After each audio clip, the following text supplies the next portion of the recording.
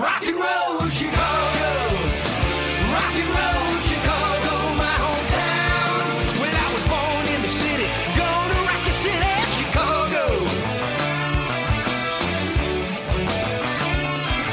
Chicago rock and rollers are the best here out around.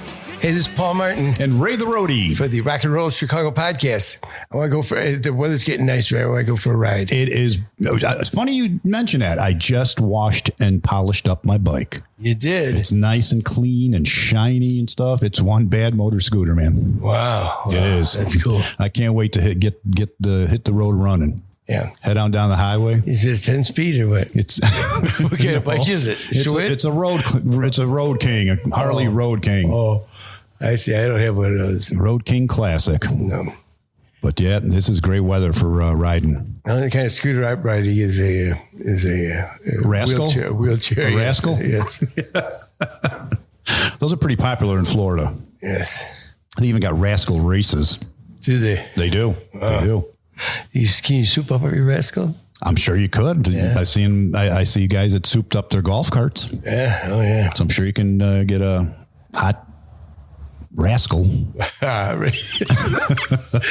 you're talking about something else now. No. Let's not go there. This is a family show. Well, it's funny you say that because that you polished your motorcycle. That's right. Your bad motor scooter, because we're talking with the band Bad Motor Scooter today. That's right. We sure are. They're a Sammy Hagar tribute band. One of my favorites. Yeah, Sammy's definitely one of the best. Yeah, so it was great having them out today and getting their backstory. So Yes. Why don't we quit bothering everybody out there with our banter and see what they had to say? Okay, let's talk to the guys.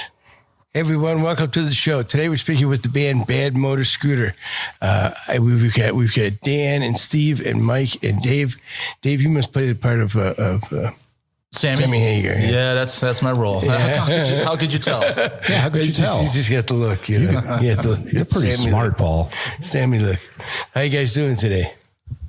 We're doing great. How about yourself? Good. Thanks for coming out. Doing fantastic. So tell us a little bit about the band. When the band gets started and how long you've been together. And Well, me, Mike, and Steve have been jamming together for about, 10 years? Me and Steve probably a little bit longer. Me and Steve were in a band called 30 Millimeter. To start out, that's how I met Steve. And Steve, what do you play? I play guitar. And Dan? I am drums and terrible backing vocals. he's okay. No, he's good. He's messing around. When he tries, he's good. So Mike, you must be the bass player. I am. Okay. God, Yeah, you're on a roll today. I figured that out Holy really cow. good today. Yeah. So We should have made you guess though what we played. You got Sammy. So, yeah, we've been playing together, us three, for probably 13, 15 years. Total. Started out as a cover band, me and Mike and Steve. Actually, Mike was in a band called Brace for Impact, and he kind of brought Steve on for a little while, and then Then I brought Dave in. and then that's how I got into the band and met these guys, and we started doing just a cover band called Brace for Impact for a while. And then about 5 years ago, we came up with this Sammy Hagar tribute band thing, because half the songs we did were Sammy Hagar. So Right. we said, hey, the tribute bands was starting to pick up and Right. pretty hot and heavy. So we decided, well, why don't we just be a Sammy Hagar tribute band? And it's worked out. It's starting to work out. It's really starting to roll now. So you do stuff from Montrose, I take it, so from Yeah. because of the name, obviously. Yeah, well, we always did Bad Motor Scooter in the band. It was always our closing song. Oh, okay. So when we got decided to do the Sammy Hagar tribute band, Mike came up with the name Bad Motor Scooter, which just made sense. So that's the reason we call ourselves that. And do some Van Halen, I'm sure, right? Oh yeah, Van Halen, Montrose, and some other cover songs that kind of Sammy Hagar does. That's the kind of cool thing about being a Sammy Hagar band, is because he does a lot of cover tunes that aren't even his songs. So we can do Sammy Hagar songs that aren't really Sammy Hagar songs. Sammy does Zeppelin, so yeah, we throw Zeppelin in there too once in a while. That's what's cool about being Sammy Hagar tribute, is that the wide range of music from Montrose to Sammy Solo to Van Halen to, everything in between versus, so it gives us a really nice wide range of material to play versus, sticking with one musical genre, if you will. So it's a lot of fun. Don't forget chicken foot too. Chicken foot. yeah, right. I was going to say, are you doing any chicken foot? Yes. Yeah. And we'll even dip into a little bit of the David Lee Roth Van Halen too. I was going to say, you play any David Lee Roth? Just a little bit. Give him a taste. That's a shame. I'm a Sammy fan. I'm a big Sammy fan. It gives Dave to ask the crowd, Sammy or Dave, what do you like? Our crowd always says Sammy, though. Yeah. I'd go with Sammy. We do one Van Halen song. Well, I mean, with David Lee Roth, we do Ain't Talking About Love is the only song that we do. But we really only do that if we need to do that. If we're we got enough time, or if we Did need. Sammy do that song live? Yeah, he's done it live. Yeah, I've seen him do it live. Yeah, but probably not that often. But We actually just saw Sammy in Vegas, and he did a couple Van Halen songs, and Michael Anthony sang them. But so Sammy does do Van Halen songs here and there that he didn't sing on. Yeah, actually, I think they did Ain't Talking About Love. did? Yeah. We just saw Sammy in Vegas. yeah. That was a great show, by the way. I don't think I've seen any David Lee Roth tribute bands. Well, no, not specifically, but there's some bands out there that do Van Halen. Yeah. Yeah, yeah. So, but it's a lot of fun. We have a good time. Our fan base is just absolutely a blast.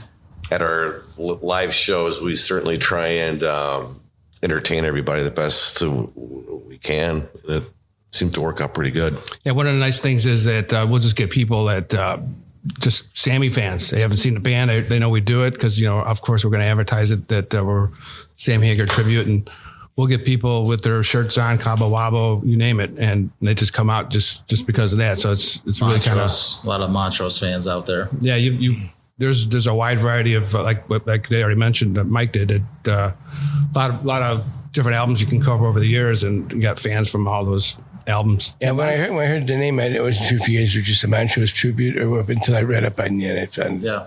Yeah, Montrose is one of them bands that just like never went away. They didn't have great popularity like Van Halen or anybody like that, but they just never go away. No. they were the precursor to Van Halen, I believe. I mean, Randy Montrose is an excellent guitar player. And Yeah. Yeah. We get a lot of diehard Montrose fans come to our shows. But Dave here does a great job with the vocals. Well, thanks, Mike. If it wasn't for that, then we wouldn't. I was waiting for somebody to say that. Thanks. Unfortunately, most of the Montrose fans are like my age. Yeah. Well, We see a lot of very old T-shirts. Yeah, that's for sure. Quality was much better back then.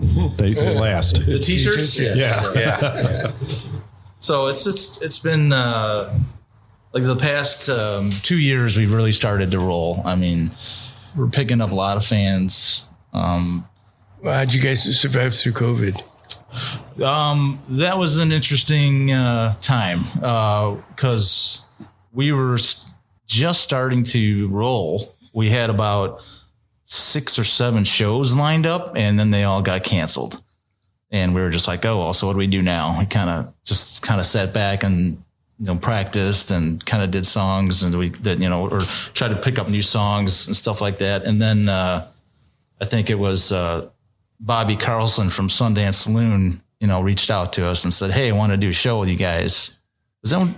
I think we opened up for, we opened for Diver Down. Was that one? No, that was our show. Yeah. Okay. Right, Yeah. It was our show. There's so many shows I get lost half the time. Right in the middle of COVID. Yeah. And so Bobby said, he goes, I'll put a police tape in front of the stage and nobody will get close to you on the stage. And, it will be separated from the crowd. And it was like, okay, we'll do it. And I think about halfway through that show, I ripped that tape off and I think I was wearing it around my neck and I was running around the audience. I was like, oh, I'm going to get COVID. Let's see what happens. And I got lucky. You guys do any simulcast shows? I mean, on Facebook or anything? No, we never did. We talked about it. I think we were trying to do a Facebook Live thing, but we never did. I saw some of those Facebook Live shows. And Yeah, stuff. well, usually at our show, somebody will go Facebook Live on us too. So Yeah. kind of have, but not on purpose. Not planned. So yeah, it was an interesting time. We did about 3 or 4 shows during COVID, and we kept kind of going. Yeah, after a while, we were just like, screw it, man. Let's go. Yeah, Yeah, if I remember, I think we did a couple venues that we were like Brower House. We were like the first band back. Oh, yeah, right, yeah, Brower I House. think, like you said, just mentioned Sundance. We were one of the first bands to start playing. They still had pretty strict social distancing and would only allow percentage of the capacity of the club to come in. So that's kind of how we kept growing. We just kind of follow the rules and try to keep live music going. And people kept coming out. They were still coming. I mean, not in huge crowds, but I mean, they were still coming to shows. No, the diehard people who really wanted the live music. Yeah. When everything started opening up again and people came out with vengeance to see live music. And I personally did not realize how many people actually did miss live music. And once we started booking a lot of shows again, Yeah. it was amazing. Yeah. And like some venues stayed open, and some didn't, Right. That's why we got to plug Bobby Carlson up at Sundance Yeah, he kept Saloon it, in Mundelein. Yeah, he kept it going. He didn't stop. No, man. Yeah, a lot of places put up outdoor tents. You know, that's had that's a outdoor lot, stuff going on, but then suddenly got cold, so that was it. That was it. That's only going to last so long in Chicago. That's right. So where are you guys from? I'll start. I grew up in Mount Prospect, so Okay. yeah. So northwest suburbs. yeah, I started playing the clubs, back living from Mount Prospect. Met a few guys in the neighborhood, and we used to play like Thirsty Whale and playing original bands back in the day. Yeah, Steve and I went to high school together. True fact. Yeah. So, and, I truly honestly think that that's a big part of us still being together. You guys are my friends, man. We were friends, Yep. Brothers for sure. We fight like brothers. That's true. I can vouch for that. Steve was actually in a couple of bands back in the day. You might have heard of him, War Cry and Tommy Gun, right? Yeah, War Cry first at the time. Actually, when you guys had that show recently over at the Brower House, I participated in a little War Cry, a couple songs on at that show. So Tommy Gun, I remember his name. yeah, Tommy Gun too, and played Thirsty Whale in both those bands. And eventually Tommy Gun moved out to LA, so I was out there for a while. But I'd like to hear where Dave grew up. I grew up in Forest Park, Illinois. That's right next to Oak Park, Illinois. Grew up and born and raised there, and moved out to the Elgin area probably about 30 plus years ago, and have been out that way ever since. How about you, Dan? Well, thank you for asking. No, I'm a lifelong Elginite. Elgin, South Elgin. They say once you're born in Elgin, you never leave it as much as you want to get out. And man, did I want to get out. Still want to get out, but. Yeah, I moved out of Elgin, moved to Carpentersville, which is a town away. So. Congratulations. So how did you get in the band? How did you get tied up with these guys? About a year ago, I think I had a ad on Craigslist. I was kind of playing in a pop country thing just to kind of stay active during COVID. And it was painful every second of it. And then, so I got an email from Mike over here, and then followed up with a phone call. And, he explained it. I'm like, dude, I know all these songs. He's go, well, I'll give you half a dozen songs, and in 2 weeks we'll run through them. I'm like, what did I say, Mike? I said, give me 30 and let's do it tonight, is what I told him. and he goes, we don't have 30. So You were ready to get out of the other band. oh apparently. God, yeah. And I've been playing Sammy forever, the basement, in the car, what have you.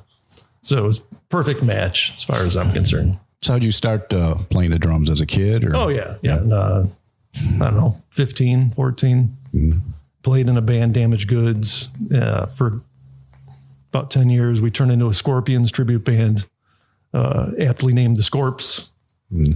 And then kind of had kids and. You have a family background of musical background? Yeah. Actually, my grandpa and my great uncle played jazz semi-nationally. He played the sax. My brother's a guitar player. So there's always been music in the house and in the family. Cool. Yeah, I dabble on the bass. I'm going to take Mike's spot someday. How about you, Yeah. Steve? No musical, but my parents did not play any instruments. I have a brother that, plays saxophone, but pretty much just started with me and my siblings playing music, but nothing no grandfathers or grandmothers playing. Guitar right off the bat? I remember going to school. I wanted to pick an instrument in music. I wanted to pick the trumpet, and that didn't really last too long. So, yeah, I gravitated to the guitar, just, growing up with being a fan of when Kiss was coming out big in those days. And that's kind of what motivated me, and, took it from there. How about you, Mike? Yeah, musically, family-wise, both my brothers are great guitar players. My mother loved to play the piano. Both my sisters were actually very good on the piano. I played guitar actually through my 20s, and then I actually saw Vivian Campbell with Ronnie James Dio. I think I like Poplar Creek Music there or something like that, Steve. Sure. And after that, I said, you know what? I'm never going to play guitar ever again. So the very next day, I went to the local music store, traded in my Flying V for a bass. And I've been playing bass ever since. So that's, one thing too with playing all this Sammy Hagar now and Van Halen. I really have to give Michael Anthony a huge plug. I was always a Van Halen fan, but it was always about Eddie, right? Right. Hey, greatest guitar player in the world. So after we saw Sammy with Dave and I went, and it was what was the name of the album? At Your Service Live. Yeah.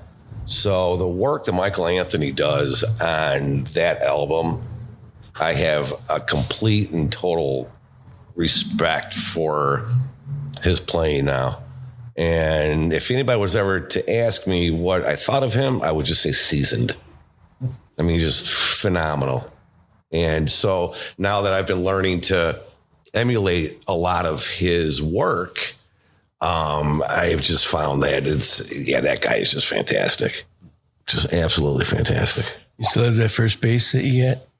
No, I don't think so. I have a lot of basses.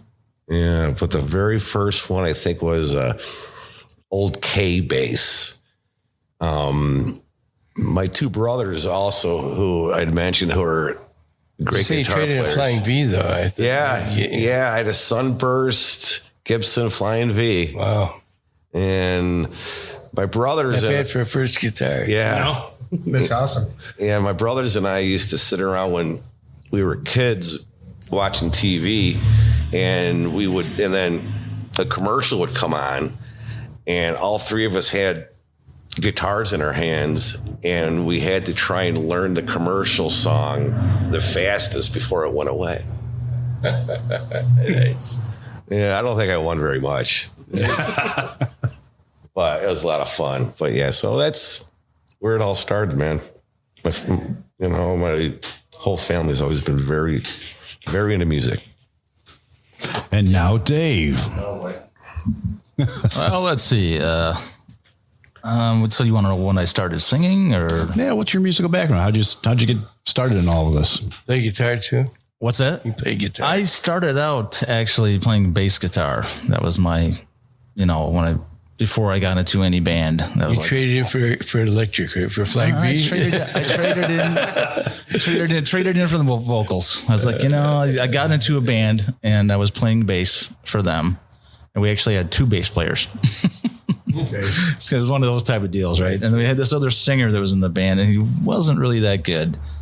And I've been, singing since I was a kid. I mean, like my mom was really into music big time. And she was the one who was always listening to her, Neil Diamond records and Barbara Streisand records. And she was like into musicals big time. So I was always watching musicals on TV.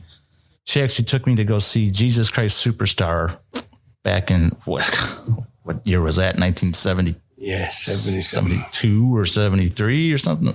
I might have been 10 years old. Right. And Ian Gilligan was singing. He was the lead role for that play. I don't know if you guys knew that or not. And I said to myself, when I was 10 years old, I said, I want to be that guy. Yeah. I want to be that guy. Anyway, so I've been singing since I've been, 10 years old. I used to sing in my aunt's apartment to her Beatles and ELO records and Elton John, Billy Joel, all that stuff. So then getting back to the band thing, being me playing bass guitar and another singer, I said, I could sing better than that guy. I know I could sing better than that guy. So I started singing, and then I just put the bass down. I was like, yeah, I'm done with this. I'm just going to stick to singing. I regret it. I should have kept playing guitar because, Sammy plays guitar, obviously, and it probably would be a lot better if we had two guitar players in the band sometimes. So who knows? I might pick it up again, but You can always fake it. Just fake it. Yeah. Like turn the volume down. A lot of people do. Yeah. Turn it down. Just turn it down to 0. The sound guy, just turn them all the way down. So I took musical theory when I was in high school and some voice lessons and stuff like that. And the voice teachers are always giving you these songs you didn't want to sing. Yep. So I didn't do that for very long either. But I just love singing. I've been singing my whole life, and it's worked out so far. I mean, I'm not playing the United Center or anything like that, but we're still doing some pretty big shows and some shows that a lot of bands would kill to have. So, and we want to thank Mike for that. Mike has a lot to do with that. Mike gets most of our shows. You do the booking or what? Yeah, for the most part, just for no other reason than years ago, we used to beg, borrow, and steal to get a show. Yeah. And so I was the go-to guy. And now, the last few years, I don't think we've ever really had to ask for any shows. People are actually asking us to do shows now. So I mean, we're booked pretty solid. Yeah. Like to get back to the early days, though, when I started to sing, I mentioned it to you when I walked in, when I was in this band back in the early 80s, maybe it might have been 80. And we played this high school, Immaculate Heart of Mary. And we opened up for you guys because we had this kid in our band that was a guitar virtuoso. So we opened up for you guys, and we were, pretty young. I think I was like maybe 19 or something like that. And we had one more song left, and it was like, okay, we got time for one more song. And some guy over the monitor came through the monitor and said, no, you don't. And we looked at each other in the band. We go, no, just start the song. Just start the song. We started the song. I think about 3 measures in, you cut the power on us. Really? They're still doing that. Do you blame them? So we were like, back then we were like, oh man, screw that M&R Rush. Those guys are jerks, man. We hate those guys. No, but I was just looking back in the day. It was just kind of fun. One of those fun stories. Well, I let you play now. You wouldn't cut us off? You wouldn't turn the power off? No. That's because you get tired. Maybe after the second song, if you sing. Okay. Yeah. Yeah, we get some bands that open up for us, and they're like, we're worried about time, and I'm always sitting in the front going like that, stretch, go ahead, play another song. Go ahead, play another song, because the more you play, the less we got to play. That's right. So you guys mainly play around the Chicagoland area, or are you going, venture any further out? We played, we go up to Kenosha. Okay. Every once in a while they'll do the Tribute Island Fest. I don't know if you guys ever heard of that up in Kenosha. Mm-hmm. They do like 3 days up there where they have all these cover bands, play Friday, Saturday, and Sunday. We go up to Kenosha every once in a while. I don't think we've ever ventured anywhere else, have we, outside of Illinois? I mean, not Indiana or anything. Not that we wouldn't. Anybody listening out there, we're more than welcome to come to Indiana or Iowa or... For a small fee. Then we played to Bratstad a bunch of times up there. It's Kenosha. Yeah. But that's about it. But we've been playing all if there's anywhere they host live music within a 80-mile radius of where we're sitting. I'm sure we've played it. Yeah, it's not too far. We won't travel. So I take it you got a lot of shows, a lot of festivals and stuff this summer? Yes, for the most part, it gets a little challenging right now with everybody's schedule. Mm-hmm. And, we want to ride too. We want to get out of bad motor scooters, but, and then we're going to take June pretty much to ourselves because we've probably played in the last 6 months. You guys, how many shows have we done? I don't even know. A lot more than we usually do. So yeah. So, and then we're going to kick off our summer July 16th at Sundance Saloon in Mundelein. Bobby Carlson's got it set up really nice out there for outdoor venue now. Certainly, if more festivals came up and we had like real good ones to play, we would do that. But we do have some good outdoor shows planned through July and August and September, and even maybe all the way into October. But yeah, we are booked through October right now. Yeah, so that's one of our thing is during the summer months it's kind of tough to do indoor shows, and it's great. Like when some of these venues have built the outdoor stages, it really kind of helps us out. Right, playing outdoors in the summertime, so it's fun. Oh yeah, nobody wants to be indoors because look, it's just starting to get warm now. It's right. So what kind of guitar you play, Steve? I've got my main guitar right now is it's a 2011 Les Paul Gold Top. So that's kind of my go-to right now. Sometimes I've also got a Richie Faulkner custom Epiphone Flying V. I bring out one, and I also use Ernie Ball Music Man guitar. Mm-hmm. Nice. Yeah. So those are. What are you playing through? I switched to a Helix a little while back, probably a couple of years now. So used to carry around two cabs, two heads, pedals, all that stuff. So now everything's amp modeling through my Helix. And at first it was a kind of a struggle to really dial it in because there's really so many settings that you have to go through. You run direct in? I am not going direct into the PA. I'm running through a cab still, so I use a Seymour Duncan to power the amp, and then you still get some of that cab feel off the sound. So it's not all just completely amp modeling. Yeah. How about you, Mike? Sounds good. Whatever he does, it sounds great, and he's got great tone. Thank you. Yeah. He's wonderful. This guy. Steve is wonderful. Excuse me. What do I play through? My go-to bass right now is my Fender Jazz bass. We had a bunch of shows booked right before COVID. And I was like, well, it's now or never. So I got the, best guitar that I could find. Mike has a great tone too. He's also wonderful. It's all guitar. And then my rig, I've been playing through Harkey, LH1000 head with a 410 and a low 115. I've been very happy with. I don't have any effects. I just go right into it. And once in a while we use a flange, kind of fill it up a little bit. What kind of drums are we playing? Oh my gosh! Everybody's been waiting for this question. No, I play Yamaha. I play Yamaha drums. I just bought a drum workshop snare, which costs more than my entire drum set. So got a nice snare. I use exclusively Sabian cymbals. And I'm not sponsored by them, so I don't know why I said that. So, I still pay for them, but I have good gear. As you get older, you save up, and you don't want it to break on stage. I think it sounds good. No, does it sound good? This sounds great. Sounds great. Well, Dan sounds great. You need new cymbals though. When Dan auditioned for us, it was what, Dan? 2 songs? 2 songs. Then we just look at him and go, so you want the gig, mate?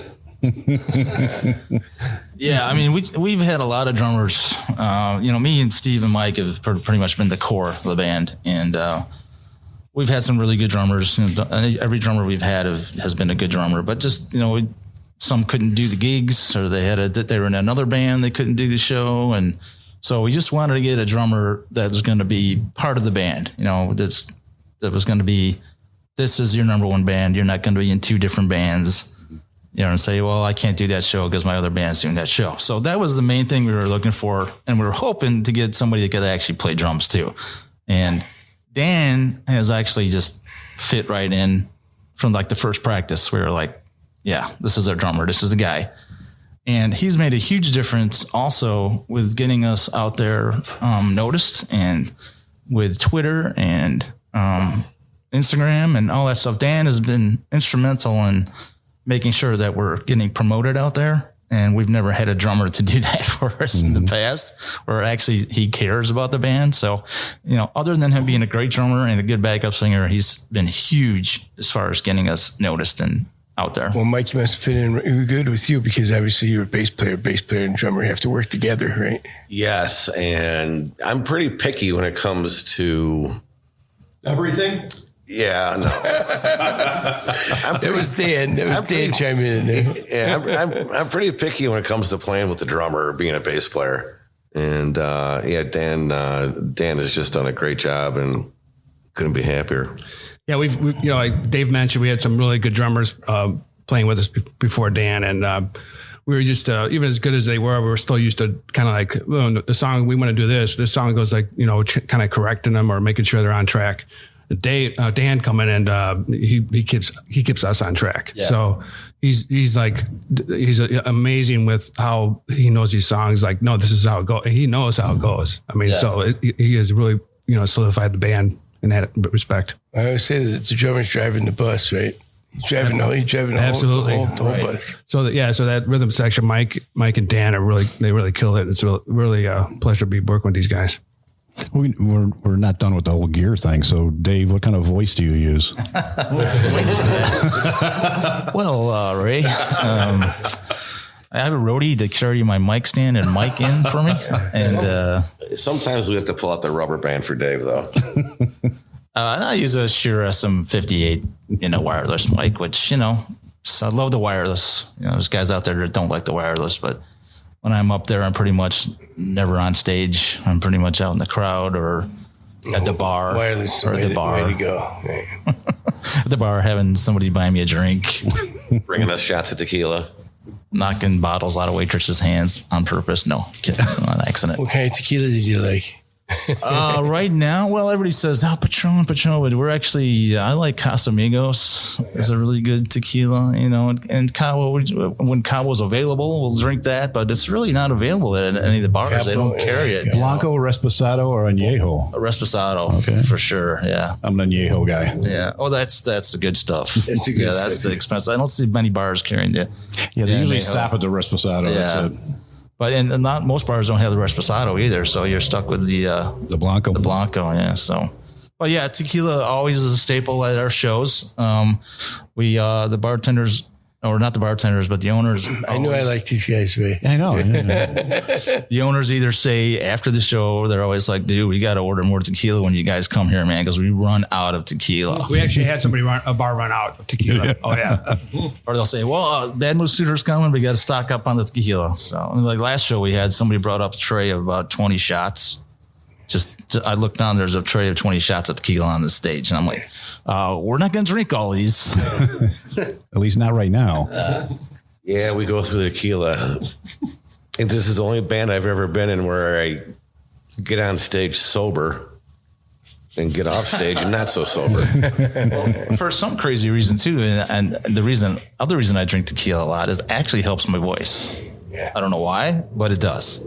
So I'll have that and a margarita on the other side. So, well, if you just drink tequila by itself, you're good. Yes. But once you start mixing a beer in there, that's when I start getting a hangover and stuff. Yeah, the hangover. Unless you drink, start getting drunk. Yeah, not too much beer. Right. That's why I drink margaritas.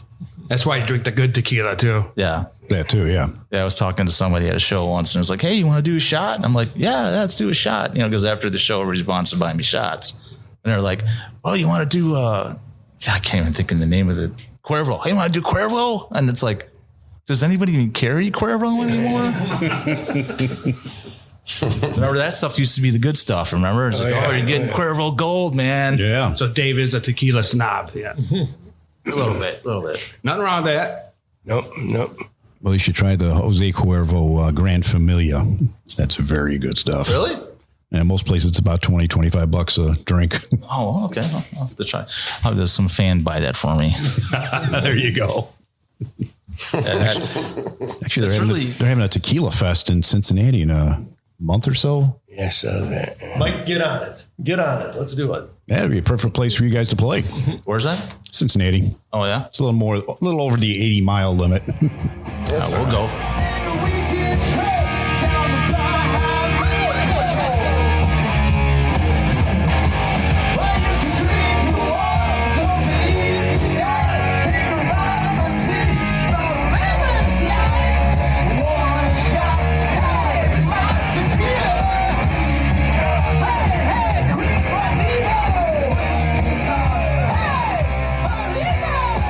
So I take it you guys all been to Cabo. No. It's on our, maybe this year. We before COVID hit, we were talking about it. Mike has actually contacted him down there about playing and stuff, but we got to get there. I know we've had fans there, so we feel kind of bad that we haven't actually been there yet, but we will get there. We've been to Cabo in Vegas a couple times. Yes, we have, but that doesn't count. Not quite. No. Not quite the same. No, but yes, we will be there. Mike's actually talked to the manager at Cabo, and he said that, yeah, guys, come on out. Come on down. You guys can play anytime you want to play out here. Just come on up and ask us to play. So Mike's like, we got to get out there. Fun. That would be a lot of fun. Have you guys been to Cabo? No. Is it worth it? No. I have not, but I've heard it's a ball. Okay. I actually won tickets in the Sammy's birthday bash lottery. A few years ago, I won 2 tickets. Wow. Couldn't find anybody to go with. So I had to eat the 4 tickets. now. Yeah. Well, You never asked me. we try to make wherever bar we're playing in, we try to make it kind of the Cabo atmosphere. Experience. So yeah, the experience. We have decorations and lights and palm trees and Beach balls and what have you. And a lot of tequila. Confetti shooters. Yeah, they hate us. The janitors hate us when we're done. No, I'm playing. sure. But- so you come to our show and it's kind of like you're walking into Cabo Schaumburg or Cabo, wherever we're playing. Yeah. And I will say this much to you, that the fans that come to see our shows, I mean, it's been growing, I can't think of the word. Exponentially. Exponentially. A lot. That's a big word to say. I'm trying to sound smarter than I am. It's been growing a lot, and the fans are really, now they're really, play this song. But the fans are really what makes the show. And you know that. I mean, if the fans aren't into the show, it takes everything you got to make it a good show, but you're going to make it a good show. But these fans that we have now, every show we're doing, they're up front, in our face, having a good time, buying shots, and it just makes a huge difference, And I think that's why that we're starting to play better as a band, do better shows. I'm much more comfortable on stage when the crowd's into it, and even after the show, I'm out there taking pictures with fans. It's crazy. It's like, they all call me Sammy. That's the funny thing. I was like, Sammy. I'm like, We had a Sammy local club come have their anniversary party at our last show. So the club's called what's the name of that club? 1013. And fantastic people. They were so much fun. The guy that runs that club is what's his name? Cabo Rabo. They showed up at our last show, and we, they put out a post that it's like, oh, we're going to go to Badmore Scooter at Empty Barrels. And so let's do that and then celebrate the Cabo Wabo's 30th. Was it 30th or 35th? It was a big number. 35th anniversary for Cabo Wabo. So there was about, they brought about maybe 30 people to that show, and it was pretty cool. So that was a surprise. We have the greatest fans. I mean, they are a blast. Yeah. And all the bar owners and managers always tell me, man, you guys got the nicest fans. But it's the same thing when you go to a Sammy Hagar concert. Right. Well, I know you guys are a tribute band, but have you done anything original? Not together as this in this band. I mean, we haven't wrote any original songs or anything like that. I have in the day been an all original band. So as I mentioned before, a couple of bands that played locally and out in Los Angeles. Okay. And nobody's writing now or nothing? No. Not even for fun? No, I mean, I do write at home, little stuff in the studio, but, with getting ready for shows and so forth. And we haven't really focused on that right now at this time, but yeah, I still love doing it and jamming to backing tracks and coming up with just fun stuff on my own, but nothing I'm releasing. Just trying to get together to practice that now. How hard it is to be an original band and do an original song and trying to get all the, 5 pieces there to try to come up with some type of song is hard to do because, we're, painters by day and rock stars by night. So if you guys had one, they said you go on stage, you guys do one Sammy Hagar song, what would it be? Before they pull the plug. we always ask Dave, hey Dave, what are we doing? Like, so Dave, this is your question. What would be your go-to tune? Well, I mean, if we can only do one Sammy Hagar song, it would probably have to be Bad Motor Scooter.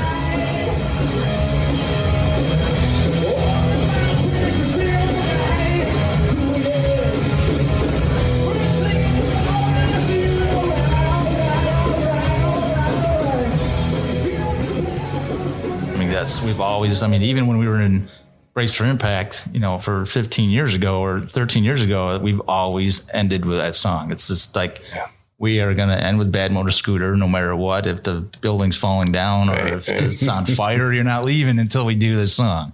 So I would say that's probably the song that we always do. We never have not done that song, I don't think. Right? No, we've always done that. Then you could pull the plug after that. Okay. Shut off the power after that one. Kill the power. Kill the power. They got time for one more song. No, you don't. You'll be here all week. Yeah, try the steak. We'll be here all week. We did that one time. We said, hey, we'll be here all week and on stage. And you could hear the bar manager in the back going, what? Yeah, so we've all had that fantasy. I mean, Steve's the only one that really did the original gig and, had a good run at it. He was just out in California playing, where'd you play in California? All the big clubs, really. The Troubadour Roxy. I mean, he's Whiskey. Yeah, Whiskey's been all that. Steve's been really the only really rock star that's in this table for our group. Really, I just gave it a run, So, I mean, he had long hair. I mean, longer than his hair is right now. Blonde, the '80s hair band look. He had it, dude. He was a stud back then. Still is a stud. He's still a stud. So I'll direct this to Dan since he's the social media guru. Where can people find you guys? Well, we have a group on Facebook, Bad Motor Scooter Band. Yeah. Search that up. Oh, wait, no. Bad Motor Scooter Chicago, wasn't it? Yeah. On Facebook? Yeah. Yep. Sorry about that. And we're on Instagram. Just look up Bad Motor Scooter. Just under Bad Motor Scooter. Actually, I think on Facebook, it's just Bad Motor Scooter comes up. Yeah. And even easier, we have a website that directs you to either of those, and that's badmotorscooterband.com. You go there and it'll take you wherever you want to go. Yeah. Always has our next show and past shows coming up, and we got some video clips if you want to check any live music that we've recorded. Yeah, because if we wanted to get the badmotorscooter.com, it would cost us $30,000 right now. It's for sale. It's $30,000. Yeah, we're always updating all our sites. So that's pretty key. That's pretty key. Yeah. I've been to many band sites and it's like 2017. It's like, really, why do you even have this up? Yeah, right. No. And, we have a lot of our fans will take video and send it to us, and we'll post their videos or edit them down or get pictures of the crowd. So if you're there, you might end up on our page and usually doing something silly, wearing a sombrero or laying on the ground, next to passed out from the tequila. Next to Dave over there. But and then I got some business cards I made up a couple of years ago, so I try to pass those out after every show. And while these guys are taking down their equipment after between bands and stuff like that, I'm usually out in the audience. I'm trying to touch every single person's hand. I mean, every single person in that comes to Season Club, I'm shaking their hand and saying thank you. That's cool. Well, they're taking their stuff down because you've got the microphone roadie. Mm-hmm, yeah, right. Yeah, because it takes a lot of work getting that mic. I always ask you, I was like, "Hey, can somebody help me with my mic stand?" Steve's always Yeah, offering I always offer my help him with mic stand. I never do. Dan, well, to test this, I help with the drums. I do help with the drums. And The sticks. He said the sticks. I help carry amps off sometimes. If my back's not killing me, I'll help with the amps. But It's a team effort. Yes. I've never seen it, but what if Dave says so? I just never mind. I'm not gonna try to defend myself. But video proof is what he's saying. I'm a rarity. I will help carry. Where's the equipment picture off. of that? Okay. Mike's just not paying attention. Whoever's listening at our next show, if you see Dave carry anything more than a drumstick, take a picture of it. Yeah. And then you can get into our next show for free. And Dave will buy you a shot of tequila. I love you, Mike. Love you too, brother. What if it's a free show? Then The price is right. the price is right. Wait, free show? What do you mean free show? If it's a benefit, yeah, okay, I'll do a free show. Or a festival. Those Yeah, we Actually, that's the other thing I was going to say. I mean, none of us here at this table right now are in this for the money. I mean, maybe back in the day, or you were back in the day, you might have been for the money, but like I always say this, if you're in this for the money, you're in this for the wrong reason. Right. Absolutely. At our level, it's like we are doing this because we love to do this. I will do shows for free. Mike doesn't have to pay me anything. Wait, I didn't say that. Did I say that out loud? It's recorded too. Everybody just heard it. I will take the money. Don't get me wrong, but it's not something that's my priority. It's not. It's all about being up there. For the love of the music, Right. and the love of your brothers were playing. Exactly. music Being together. with, like Mike said, being with their friends and having Right. fun on stage and just having the crowd feed off of you. That's what it's all about. Right. I agree 100%. Yep. So if anybody complains about money out there, they're doing it for the wrong reason. Usually our goal is as long as we can pay our bar tab, though. I'll be honest with that. Yeah. Like I don't want the bartender to go, it's like, oh no, you owe us $60. Yeah, I'm sure that's happened. Yeah. It has. Not too often though, but yeah.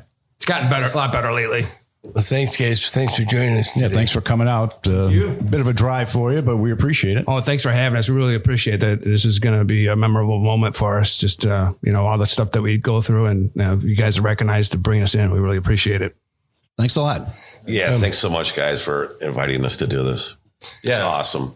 This is a great room. Yeah, here, let's plug this place too. Rock and Roll Museum. Illinois Rock and Roll Museum on Route 66 in beautiful downtown Joliet, Illinois. That's it. Everybody come on down when It's coming along fantastic, especially hearing about the music rooms and the teaching that's going to happen in the future. It's just amazing. Yep.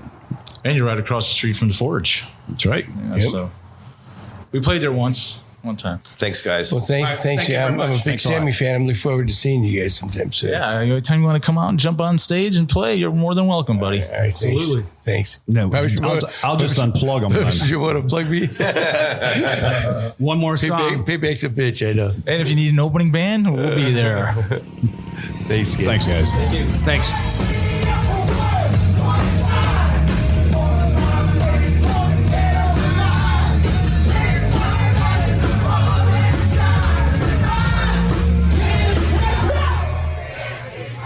So that was Dave and Mike and Steve and Dan from Bad Motor Scooter. They've ridden off into the sunset now. They are. I think I hear their bikes going away. I think so too. Yeah, listen. Oh, that's a wonderful sound.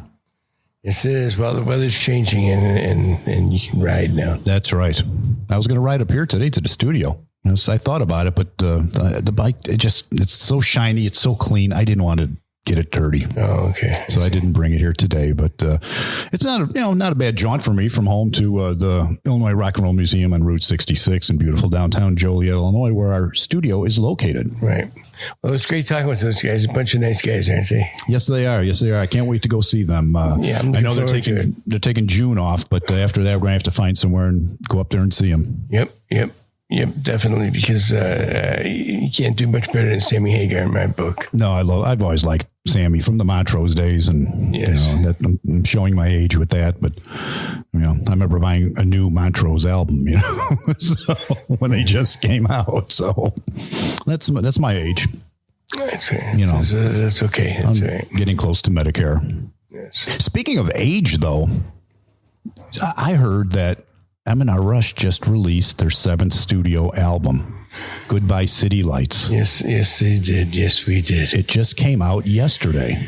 Yep. So I think all our fans out there should go and check out the M&R Rush website at mnrrush.com and check out the new CD. Plus, it's coming out in vinyl, isn't it? Yes, it will be out in vinyl in August. And you can pre-order it. Yes, you can. So you'd be one of the very first people to get the new vinyl for M&R Rush. That's great news, man. mnrrush.com, and you can find out all the info. Congratulations on that. Thank you very much. Thank you very much. I'm pretty excited about it. And they'll be coming out with my studio. Oh, no.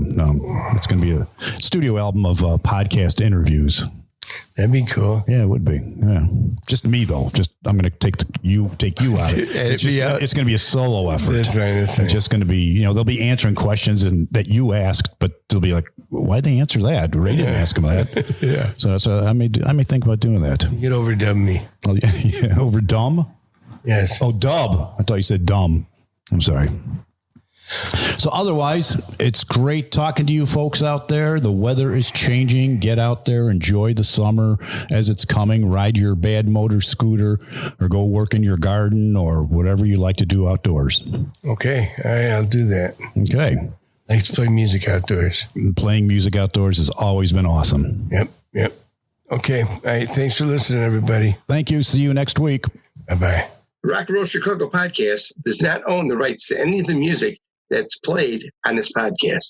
The music is used to promote the band or musicians that are interviewed. Rock and roll Chicago.